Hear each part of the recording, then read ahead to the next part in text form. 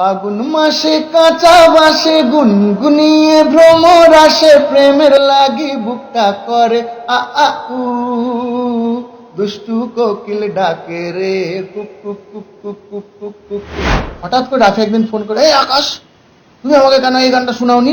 শাকিব খান ভাইয়ের সাথে আমি এতটা সময় কাটালাম, 11 বছর ধরে ওনার সাথে কাজ করি, এতটা সময় কখনোই কাটাইনি। আমি জানি না কত দুষ্টু বলে মনে আমি বসবাস করছি, কিন্তু আমার গানটা বসবাস করছে। হঠাৎ করে দেখি রায়হান রাফি আমাকে আগে তুফানের জন্য ফোন করেছিল, যে তুফানের যে স্টার্টিং গানটা আসবে, জানি আসবে একদিন, যে গানটা, ওই গানটা আমি একটা অন্য গান করেছিলাম, ওই গানটা অনেক সুন্দর, বাট ফাইনালি ওই গানটা লক হওয়ার পরেও হয়নি। হঠাৎ করে রাফি একদিন ফোন করে, এই আকাশ, তুমি আমাকে কেন এই গানটা শোনাওনি? দুষ্টু কোকিল, এই গানটা আমার লাগবে। যেরকম করে রাফি কথা বলে আর কি, বাঘ তো বুড়ো বেটা, ওরাই কণা ওকে শুনিয়েছে। তো আমি বললাম ঠিক আছে, তুমি যখন শুনলে তুমি নাও গানটা। ধামাকা হতে যাচ্ছে এই গানটা দিয়ে। ও কিছু বিগিনিং আমাকে একটু চেঞ্জ করতে বলেছিল, আমি প প প প প, এটা ছিল না আগে, ওইটা আমি পরে অ্যাড করি। তো একটা ডিরেক্টর ওই ভিশনটা দেখেছে, আমাকে বলেছে বলেই গানটা আরও ভালো হয়েছে। দেন গানটা তুফানে যাই, এবং আমি যেদিন তুফান শুটিং হয়, রাফি আমাকে বলে, আকাশ তুফান শুটিং আছে, তুমি চলে আসো। এতে আমাদের কলকাতাতেই হচ্ছিল, সোয়াভূমিতে। সেদিন আমি সারাদিন কিং খানের সাথে ছিলাম, রাফির সাথে ছিলাম, পুরো আমি শুটিংয়ের প্রত্যেকটা পদ আমি দেখেছি। এবং সেই দিনটাও আমার জন্য খুব মেমোরেবল, কারণ শাকিব খান ভাইয়ের সাথে আমি এতটা সময় কাটালাম, 11 বছর ধরে ওনার সাথে কাজ করি, এতটা সময় কখনোই কাটাইনি। ছবি তুলেছে হয়তো, প্লেনে কখনো দেখা হয়েছে।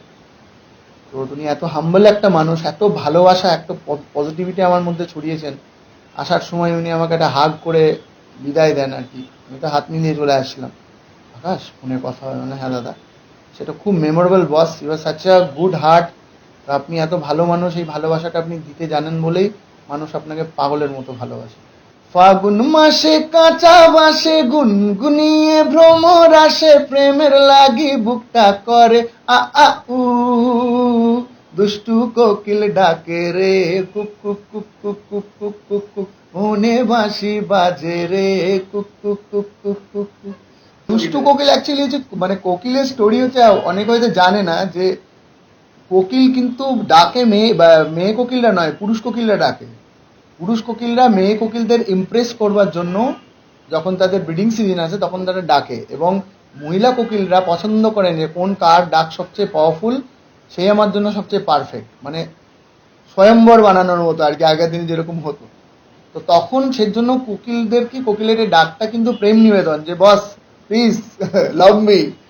তো এই কোকিলের ওই প্রেম নিবেদনের চক্করে মাঝে মাঝে আমাদের ঘুমের ব্যাঘাত হয়ে যায়। আমার বাড়ির পাশেই দুটো আম গাছ আছে, খুব বড় ভালো আম হয় ওখানে, আমি খেয়েওছি।